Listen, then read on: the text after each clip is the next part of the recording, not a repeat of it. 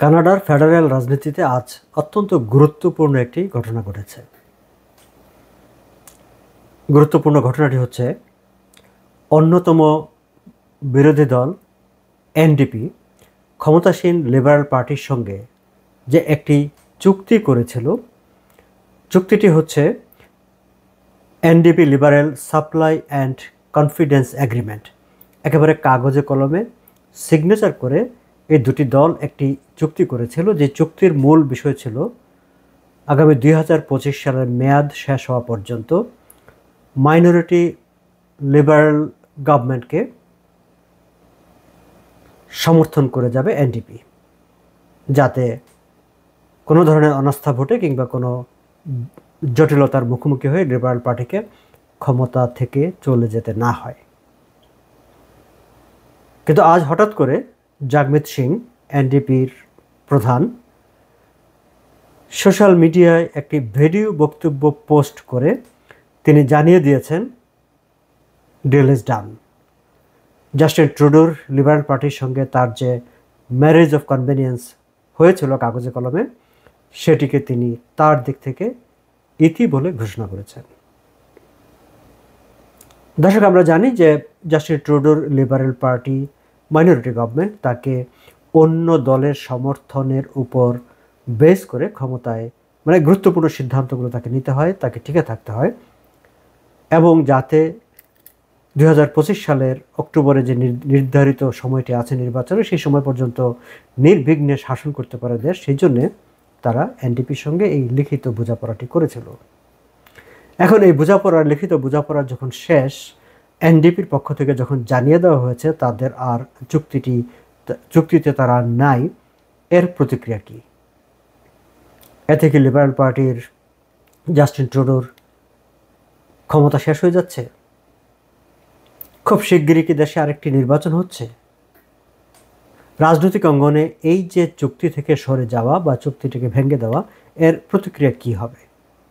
এইসব বিষয় নিয়ে আজ কথা বলবো। আপনাদের সবাইকে স্বাগত জানাচ্ছি আজকের আলোচনায়। সঙ্গে আছে আমি সওগাত আলী সাগর।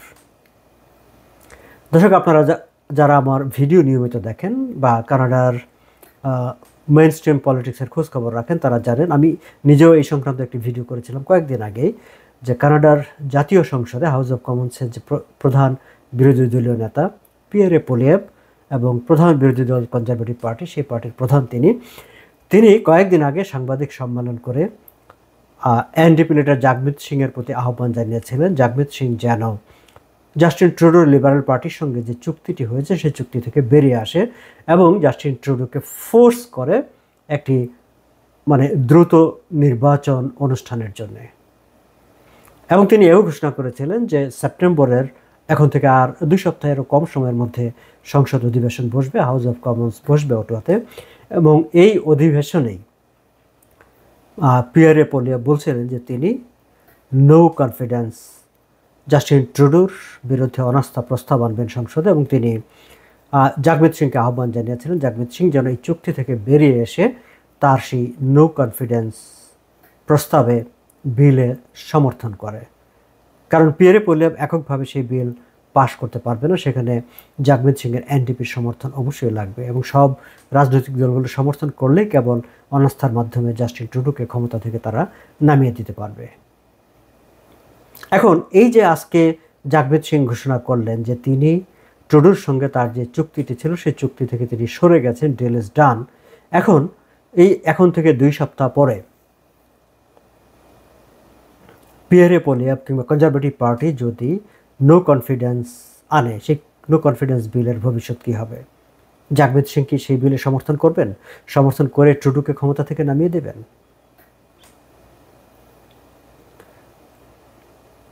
সেই জায়গায় যাওয়ার আগে আমরা একটু জাস্ট চুক্তিটি নিয়ে একটু কথা বলে নিই।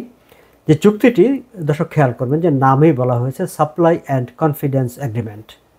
2022 সালের মার্চ মাসে এই চুক্তিটি সম্পাদিত হয়েছিল। এর মূল বিষয় হচ্ছে সাপ্লাই মানে হচ্ছে বাজেট। জাস্টিন ট্রুডোর বাজেট যে প্রস্তাবনা আসবে, সেই বাজেট প্রস্তাবনায় মেয়াদ পর্যন্ত এনডিপি, জাগমিত সিংয়ের এনডিপি সেটিকে সমর্থন করে যাবে, এবং কনফিডেন্স সরকারের প্রতি কোনো ধরনের আস্থা অনাস্থার প্রশ্ন যদি আসে, তাহলে জাগমিত সিং এবং তার এনডিপির যে সদস্যরা আছেন জাতীয় হাউস অব কমন্সে, তারা জাস্টিন ট্রুডোর পক্ষে অবস্থান নেবেন। তার বিনিময়ে এনডিপি কি পাবে? এনডিপির বেশ কিছু পলিসি মেজার্স আছে যেগুলো পাশ করার জন্য এনডিপির কমিটমেন্ট টু দ্য পিপল, তাদের নির্বাচনী ইশতেহারে সেই সব কমিটমেন্টগুলো ছিল। তার মধ্যে আছে যেটা হচ্ছে মানে একটা ডেন্টাল কেয়ার, লো ইনকাম পিপুলের জন্য ডেন্টাল কেয়ার, কিছু হাউজিং মেজার্স, তারপরে আপনার একটি মানে হেলথ কেয়ার, সার্বজনীন একটি স্বাস্থ্য সেবা ব্যবস্থা সহ আরও বেশ কিছু প্রো ওয়ার্কার প্রো পিপল বেশ কিছু প্রপোজাল এনডিপির আছে। এবং এনডিপির দিক থেকে হিসাব ছিল যে তারা যেহেতু ক্ষমতা যেতে পারছে না, ফলে তাদের যেই কমিটমেন্টগুলো আছে to the people, to their voters, সেগুলো যদি জাস্টিন ট্রুডোর সঙ্গে এক ধরনের একটা চুক্তি করে সেইগুলো বাস্তবায়ন করে আনা যায়, তাহলে সেটা হচ্ছে তাদের জন্য একটা পলিটিক্যাল গেইন। এবং ইতিমধ্যে আমরা জানি ডেন্টাল কেয়ারের বেশ কিছু ডেভেলপমেন্ট হয়েছে, ফার্মা কেয়ার নিয়েও বেশ অগ্রগতি হয়েছে, এবং হাউজিং মেজার্স অনেকগুলোই জাস্টিন ট্রুডো নিয়েছেন, যেগুলো আসলে he was forced to do that by NDP and Jagmeet Singh. So সেদিক থেকে জাগমিত সিং কিংবা এনডিপির লাভ হচ্ছে যে তাদের কিছু নিজস্ব পলিসি তারা জাস্টিন ট্রুডোকে দিয়ে বাস্তবায়ন করিয়ে নিতে পেরেছেন, এবং অনেকগুলো বাস্তবায়নের অপেক্ষায় আছে। আর বিনিময়ে জাস্টিন ট্রুডো পেয়েছেন তার সমর্থন, যে সমর্থনের কারণে তিনি মোটামুটি একটা নিশ্চিত অবস্থায় ছিলেন আজকে পর্যন্ত যে 2025 সালের অক্টোবরে তার মেয়াদ শেষে যে পরবর্তী নির্বাচন হবার কথা রয়েছে, তার আগ পর্যন্ত তিনি নির্বিঘ্নে দেশ পরিচালনা করবেন। কনজারভেটিভ পার্টি চাইলেও তাকে ক্ষমতা থেকে নামিয়ে দিতে পারবে না। জাগমিত সিং তার যে মানে চুক্তি থেকে সরে যাওয়ার যে ঘোষণাটি দিয়েছেন, সেই ঘোষণাটিতে বেশ কয়েকটি কথাবার্তা বলেছেন, বাট আমি সেখান থেকে একটা লাইন শুধু আপনাদেরকে শোনাতে চাই দর্শক, আমি একটু পড়তে চাই। সেটি হচ্ছে তিনি বলেছেন যে দ্য ডিল ইজ ডান, কিন্তু তার বাইরে যে কথাটি বলেছেন যেটা আমাকে খুব অ্যাট্রাক্ট করেছে, তিনি লিবারেল এবং জাস্টিন ট্রুডোকে আক্রমণ করেছেন এই বলে, the Liberals are too weak, তারা খুব দুর্বল, too selfish and too beholden to corporate interest. মানে জাস্টিন ট্রুডোকে বলছেন তারা একে তো দুর্বল এবং স্বার্থপর, আর সবসময় হচ্ছে কর্পোরেট হাউসদের স্বার্থের দিকে মুখিয়ে থাকে, জনগণের সাধারণ পিপুলের স্বার্থের দিকে জাস্টিন ট্রুডোর লিবারেল পার্টির কোনো মনোযোগ নেই। কনজারভেটিভ পার্টি সম্পর্কেও কঠিন কঠিন তার কথা বলা আছে, এবং তিনি বলছেন যে তিনি কনজারভেটিভ পার্টি এবং লিবারেল পার্টি দুটি পার্টিকেই আগামী নির্বাচনে মোকাবেলা করতে চান। যাই হোক, আগামী নির্বাচনে কি হবে সেটি তো সেই সময়কার ব্যাপার, কিন্তু যেই সময়টায় তিনি এই চুক্তি থেকে সরে যাওয়ার ঘোষণা দিয়েছেন, এবং কেন তিনি এই চুক্তি থেকে ঘোষণা দিতে গেলেন, সরে যাওয়ার ঘোষণাটা দিতে গেলেন, সেটি কি কেবলমাত্র পিয়ারে পোলিয়াব কনজারভেটিভ পার্টির নেতা, বিরোধী দলের নেতা, তিনি তাকে একটি চিঠি লিখে আহ্বান জানিয়েছেন, সাংবাদিক সম্মেলন করে আহ্বান জানিয়েছেন 2 সপ্তাহ আগে যে তুমি লিবারেল পার্টির বা ট্রুডোর সঙ্গে যে চুক্তি আছে সেই চুক্তি থেকে বেরিয়ে আসো, কেবল কি সেই জন্যে? দর্শক, আরও একটি তথ্য আপনাদের আমি জানাতে চাই যে এই সামারে, এখনও সামার চলছে আসলে, এই সামারেই কনজারভেটিভ পার্টি একটা ক্যাম্পেইন চালু করেছে। Conservative party Justin Trudeau liberal পার্টির বিরুদ্ধে ক্যাম্পেইন করছে। কানাডার সিস্টেমটি হচ্ছে এরকম, বাংলাদেশে আমাদের যেমন সুযোগ আছে যে পলিটিশিয়ানরা, সরকারি দল হোক বিরোধী দল হোক, তাদের বক্তৃতা বিবৃতি টেলিভিশনে পত্রপত্রিকায় সমানে প্রচারিত হয়, প্রকাশিত হয়, এখানে কিন্তু ঠিক সেরকম না।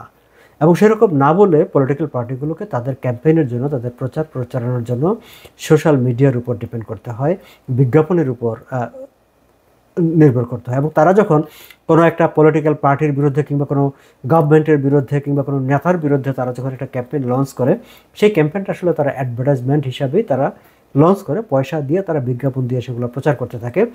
মিডিয়া যদি সাম পয়েন্ট অফ টাইম মনে করে ইয়েস এটা এখন একটা নিউজ ওয়ার্দি জায়গায় এসে পৌঁছেছে, তখন তারা এটাকে নিউজ করে, আদারওয়াইজ তারা এটাকে নিউজ করেও না। যাই হোক, সামারে কনজারভেটিভ পার্টি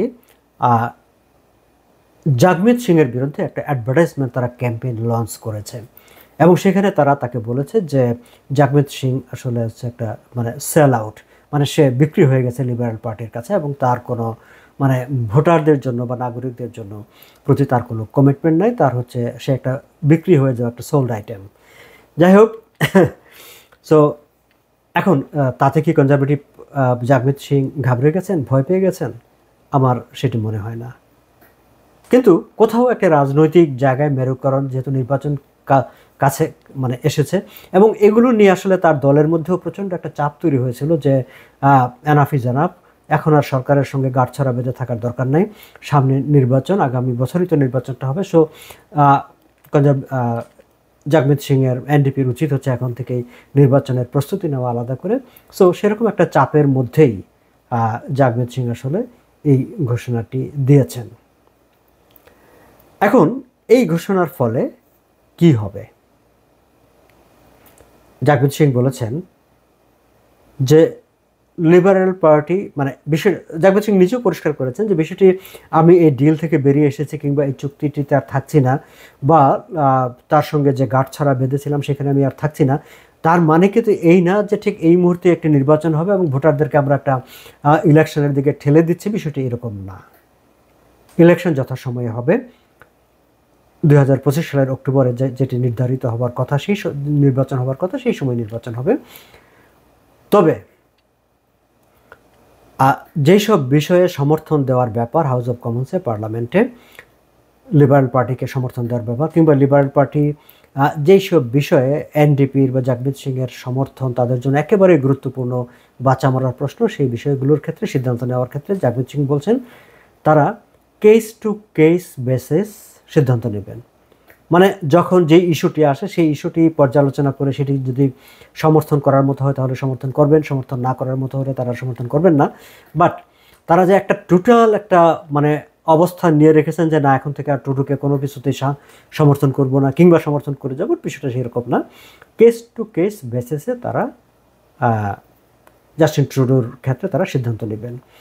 এবং কোনো নো কনফিডেন্সের ভোটের ব্যাপারও তারা বলছেন তারা কনফিডেন্টলি সিচুয়েশন বুঝে জিনিসটি কেন হচ্ছে, কী কারণে হচ্ছে, কমপ্লিকেশন অ্যান্ড তার কনসিকুয়েন্সেস কি, সব কিছু বিবেচনা করে তারা সিদ্ধান্ত নেবেন। ফলে বিষয়টি যে একেবারে তিনি জাস্টিন ট্রুডোকে একেবারে তোপের মুখে উড়িয়ে দিতে চাইছেন, বিষয়টি সেরকম না, অন্তত তার এই বক্তব্য থেকেই বোঝা যায়। বাট আমরা যদি একাডেমিক আলোচনা করি যে এই চুক্তি থেকে তার বেরিয়ে যাওয়ার কারণে কী সমস্যা, দর্শক আমরা যদি হেডলাইনটা, আমরা যে চুক্তির যেই মানে শিরোনাম যেখানে বলা হয়েছে সাপ্লাই অ্যান্ড কনফিডেন্স, সো দুটো জায়গায় হচ্ছে তার চ্যালেঞ্জ, জাস্টিন ট্রুডোর দুটো জায়গায় হচ্ছে চ্যালেঞ্জ। একটি হচ্ছে যদি কোনো নো কনফিডেন্স ভোট আসে, এখনকার চুক্তিটি ছিল নো কনফিডেন্স ভোটে এনডিপি জাগমিত সিং কনফিডেন্স আছে সেই পক্ষে তাকে ভোট দেবে, কিন্তু এখন হচ্ছে তারা ফ্রি। সো এই জায়গায় তার একটা চ্যালেঞ্জ, যদি জাগমিত সিং নো কনফিডেন্সে তার বিপক্ষে ভোট দেয় তাহলে তাকে ক্ষমতা থেকে সরে যেতে হবে। আরও একটি জায়গায় তার ট্রুডোর চ্যালেঞ্জ আছে, সেটি হচ্ছে প্রতি বছরের ফলে ক্ষমতাসীন পার্টি একটা ইকোনমিক আপডেট অক্টোবরের দিকে, একটি ইকোনমিক আপডেট মানে গভর্নমেন্টের একটা ইকোনমিক পলিসি তারা অ্যানাউন্সমেন্ট করে যে তারা কী করতে চায়, কোন খাতে খরচ বাড়াতে চায়, কোন খাতে খরচ কমাতে চায়, এবং সেই ইকোনমিক আপডেটটা হাউস অব কমন্সে পার্লামেন্টে সেটাকে পাশ করাতে হয়। আবার মার্চ মাসে যখন জাতীয় বাজেট পেশ করা হয় সেই বাজেটটিও সংসদে পাশ করাতে হয়, কারণ সেটি হচ্ছে মানে এক্সপেন্ডিচার বিল, সরকার কোথায় কোথায় বিল কোথায় কোথায় খরচ করবে, কোথা থেকে আয় করবে তার একটা, সেটি যদি পার্লামেন্টে পাস করাতে না পারে তাহলে সরকারের পতন হয়ে যায়, গভর্নমেন্টকে রিজাইন করতে হয়। সো এই দুটি চ্যালেঞ্জের একটি বিষয় আছে, এবং এটি ছিল তাদের যে চুক্তি সাপ্লাইয়ের আওতায়, সাপ্লাই মানে হচ্ছে বাজেট, আমি শুরুতে বলেছি। সো অক্টোবরে এবং আগামী মার্চে জাতীয় বাজেটের সময় দুটি চ্যালেঞ্জ তার আছে। আরেকটি চ্যালেঞ্জ তার আছে হচ্ছে যেটা কনফিডেন্স, যেটি এই মাসেরই শেষ দিকে যখন হাউস অব কমন্স বসবে এবং সেই সময় যদি কনজারভেটিভ পার্টি সত্যি কোনো নো কনফিডেন্স অনাস্থা ভোট আনে, এবং সেইটার ক্ষেত্রে কি হবে, তার অবস্থান কি হবে যদি এনডিপি বেঁকে বসে, তখন সেটা নিয়ে একটা ক্রাইসিস তৈরি হতে পারে। এর বাইরে কোনো সমস্যা নেই। তবে একটা রাজনৈতিক হিসাব নিকাশ আর একটা আছে দর্শক, আর মাত্র কয়েকদিন পর আগামী 16ই সেপ্টেম্বর দুটি বাই ইলেকশন আছে। আপনারা জানেন যে বেশ কয়েক মাস আগে টরন্টোর একটি বাই ইলেকশনে, উপনির্বাচনে জাস্টিন ট্রুডোর লিবারেল পার্টির প্রার্থী একেবারে সেটা মানে এই আসনটি ছিল দীর্ঘ বছরের, I think around like that more than 20 years এটি লিবারেল পার্টির একটা ঘাঁটি ছিল, সেই আসনটি তারা হারিয়েছে।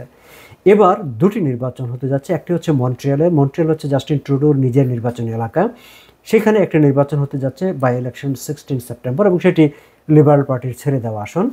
আরেকটি হচ্ছে ম্যানিটোবার আসনটি হচ্ছে এনডিপির ছেড়ে দেওয়া আসন। সো এই দুটি আসনে কারা জিতবে সেটি একটি গুরুত্বপূর্ণ ইস্যু রাজনীতিতে।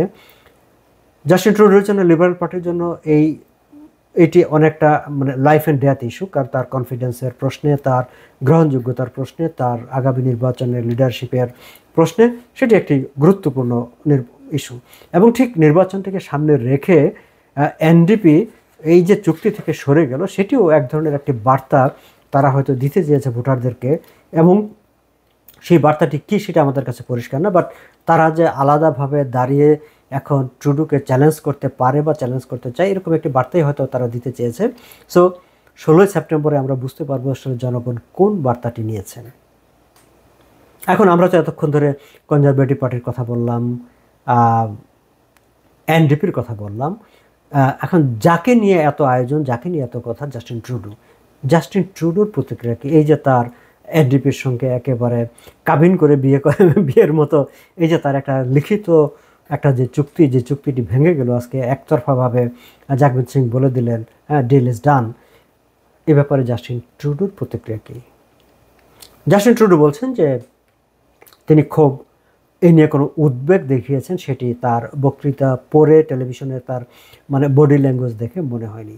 মনে হয়েছে যে তিনি বিষয়টিকে খুব স্বাভাবিকভাবে নিয়েছেন, এবং তিনি বলছেন যে এখন থেকে 2 সপ্তাহ পরে যে হাউস অব কমন্সের অধিবেশন বসছে, তিনি আশা করছেন যে এই অধিবেশন স্মুথলি চলবে, পার্লামেন্টের ওয়ার্ক স্বাভাবিকভাবে চলবে, এবং 2025 সালের যে অক্টোবরে যে নির্বাচন হবার কথা আছে, তিনি আশা করছেন যে নির্বাচনটা আসলে সেই সময় হবে, তার আগে কোনো নির্বাচন হবে না।